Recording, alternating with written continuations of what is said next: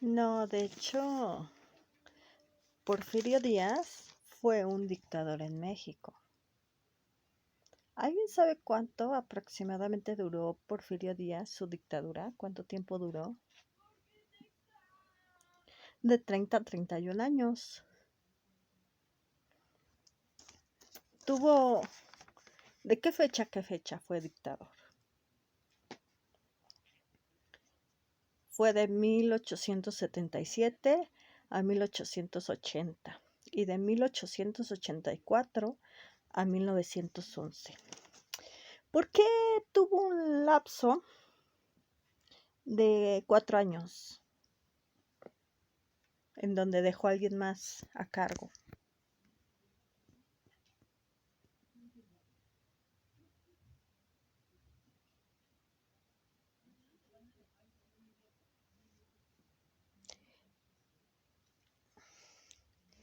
Porfirio Díaz se enferma. De hecho, eso es una de las razones por las cuales empieza la Revolución Mexicana. Una de tantas. Porfirio Díaz se enferma, demostrando que ya estaba viejo. ¿Qué pasó en Cuba cuando Fidel Castro empezó a enfermar y dejó a cargo a su hermano? Se corrían los rumores de que su hermano tenía ideas completamente opuestas a las de él. Y se mostraron ciertas problemáticas y conflictos de la dictadura de Fidel Castro, ¿no es así? Lo mismo estaba ocurriendo acá en México en esos años. Porfirio Díaz, en estos 4 años que deja a alguien más en la dictadura, se enferma y muestra que ya está grande y enfermo. Entonces ahora la pregunta era, ¿quién va a quedar en el poder? ¿Quién va a quedar en el poder?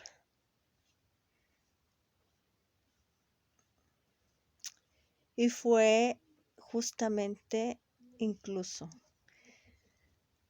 al término de la Revolución Mexicana, era todavía la incógnita. ¿Quién iba a quedar en el poder? ¿Quién era apto para la silla presidencial? ¿Se seguían peleando por el poder? ¿Por la silla presidencial?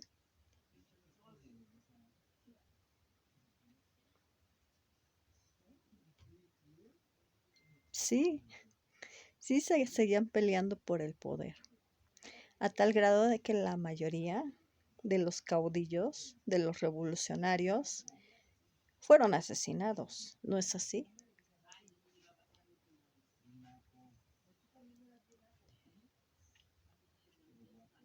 En los años 20 pasan cosas muy curiosas. En 1920 es cuando matan a Carranza, a Venustiano Carranza. ¿Le suena este nombre? Venustiano Carranza, aparte de ser presidente de México, fue alguien importante para la Constitución de los Estados Unidos mexicanos de 1917, es decir, al término de la Revolución Mexicana. Ahora bien, ¿qué pasa cuando lo matan? Porque lo asesinan al ser presidente. Queda temporalmente como presidente o presidente provisional Adolfo de la Huerta, y le cede después el poder, la presidencia, a Álvaro Obregón. ¿Por qué es importante hablar de Álvaro Obregón? Álvaro Obregón toma el poder en 1920 hasta 1924, 4 años. Se reelige pese a que él es uno de los primeros que dice que tiene esta idea de la no reelección. Se reelige en 1928, si mal no recuerdo, 1928. Y en esta comida que realizan de su triunfo, lo matan, lo asesinan. Álvaro Obregón, al igual que Venustiano Carranza, al igual que Adolfo de la Huerta, también son revolucionarios. ¿Alguien sabe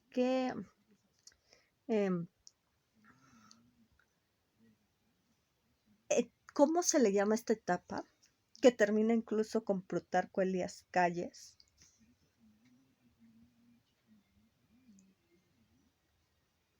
El caudillismo. Plutarco Elías Calles también es un revolucionario, es un caudillo. Pero ahí es cuando empieza la situación que está viviendo México en 1929. ¿Qué pasa en México en 1929? Plutarco Elías Calles funda el Partido Nacional Revolucionario, que ahora se conoce como el PRI.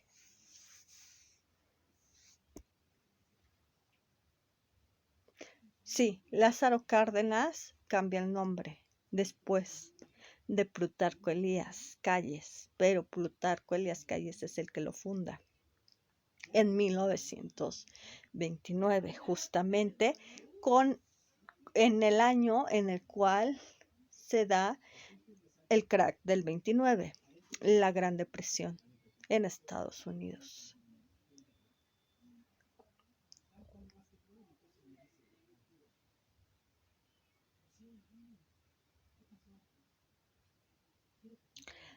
En la sesión pasada les comentaba que si algo tenía que ver la historia de cada continente con que el hecho de, por ejemplo, en Europa, los imperios desaparecen al término de la Primera Guerra Mundial. En América Latina, al empezar el proceso de descolonización al término de la Segunda Guerra Mundial, América Latina muestra que sus ideales políticos se van dirigidos más hacia las dictaduras, incluido México. Y Asia muestra conflictos internos muy fuertes que tienen que ver sobre todo con la religión. En el caso de África, muestra este proceso de descolonización que en algunos lugares es sangriento, pero que sigue mostrando ciertos rezagos de África hasta nuestros días. ¿Por qué lo señalo? Porque en estos años 20, sobre todo para México, se muestran cambios políticos, sociales, económicos, religiosos y culturales incluso, que de alguna manera muestran el por qué América Latina, incluido México, van más su política hacia dictaduras. México sufrió una dictadura que fue con Porfirio Díaz. Y con Plutarco Elías Calles se funda lo que hoy conocemos como el PRI, pero dura este partido como si fuera una dictadura, con ciertas características que tenía el caudillismo, que tenían estos ideales de la Revolución Mexicana. No es raro, no es extraño que haya durado tanto tiempo este partido, porque era como una forma de realizar estos ideales de la Revolución Mexicana. Era el representar a la Revolución Mexicana. Este partido tenía esta finalidad, representar los ideales de la Revolución Mexicana. ¿Y cuáles eran los ideales de la Revolución Mexicana? La no reelección. Algunos revolucionarios lo mencionaban. La Constitución Política de los Estados Unidos Mexicanos, que de alguna manera hablaba ya de leyes, derechos, etcétera. ¿Tendrá que ver algo de esto con lo que se estaba viviendo en Europa? ¿Con lo que se estaba viviendo en Estados Unidos? Evidentemente sí. El cambio con respecto a lo rural y a lo urbano. El cambio de... Imagínense qué pasa cuando termina una revolución. Aparte de los daños de pérdidas humanas,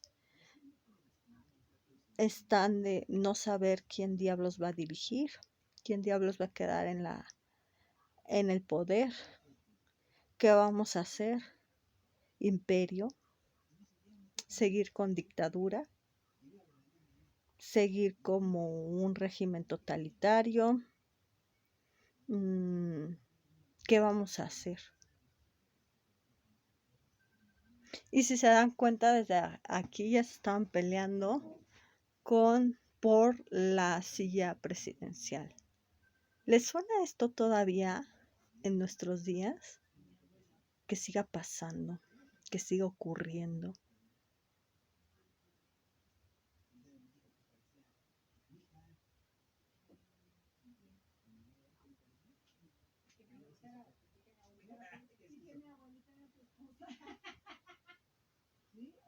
Evidentemente,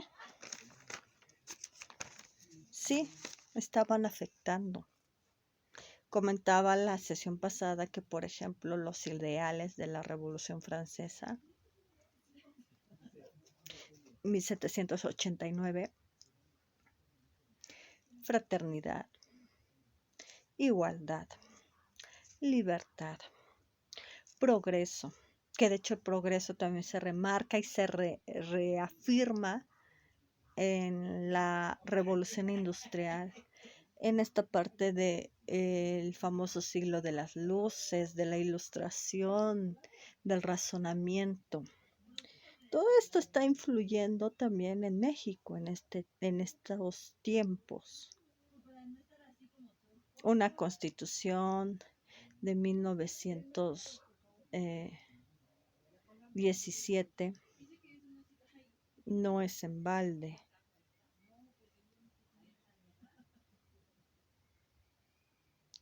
¿Por qué? Porque se está reafirmando esta parte de los derechos, de las leyes, el progreso. ¿En algún momento llegaron a escuchar en México progreso? Viene de acá, viene de Europa.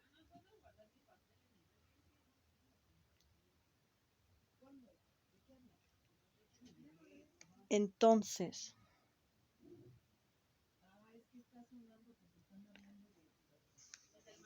no sé si tengan alguna duda hasta aquí, comentario, sugerencia, si ha aclarado sus dudas, Fabiola.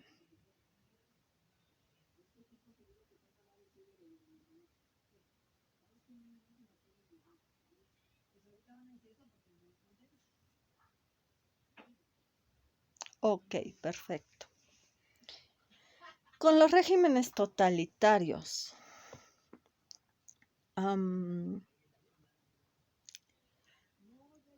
por ejemplo, los regímenes totalitarios señalan el nazismo, el fascismo, el estalinismo. Yo mencionaría también el franquismo, que si bien es un poco de fascismo, de alguna manera hay que hacer la diferencia de franquismo porque se da en España, o el fascismo de España y fascismo italiano. ¿Alguien sabe los líderes de el nazismo? El líder del nazismo.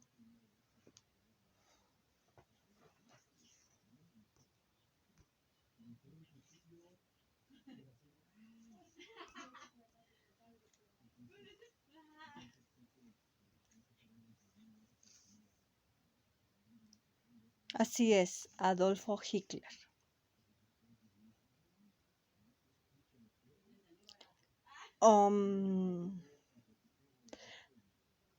Adolfo Hitler también tenía cierta relevancia en la Primera Guerra Mundial.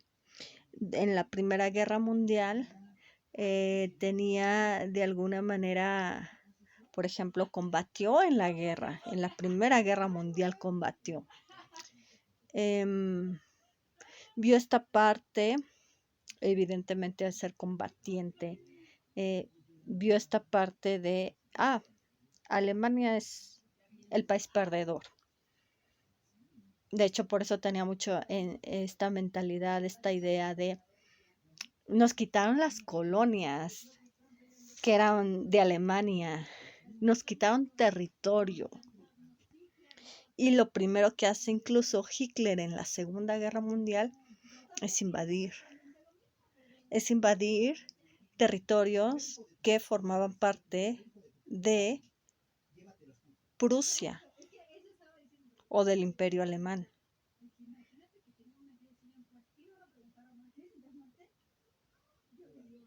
Entonces, esa es la razón de Hitler para invadir estos territorios, que eran parte de las colonias de Alemania, que eran parte del imperio. Recuerden que Hitler en el Tercer Reich, justamente en la Segunda Guerra Mundial, tiene también la intención que tuvo Otto Bismarck, unificar a Alemania. Y unificar es unir. Para unir se requiere de recuperar los territorios que perdió Alemania. ¿En dónde? En la Primera Guerra Mundial. Eso es. Entonces, más que nada es esto de la unificación. Un motivo importante a considerar al comienzo de la Segunda Guerra Mundial.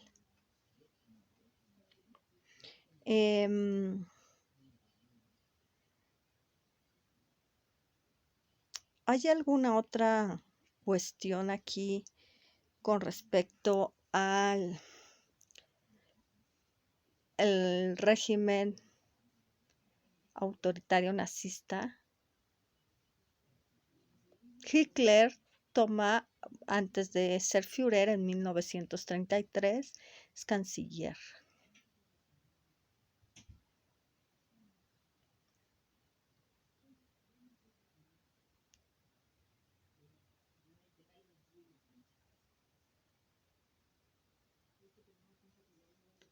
¿De dónde viene la palabra nazismo?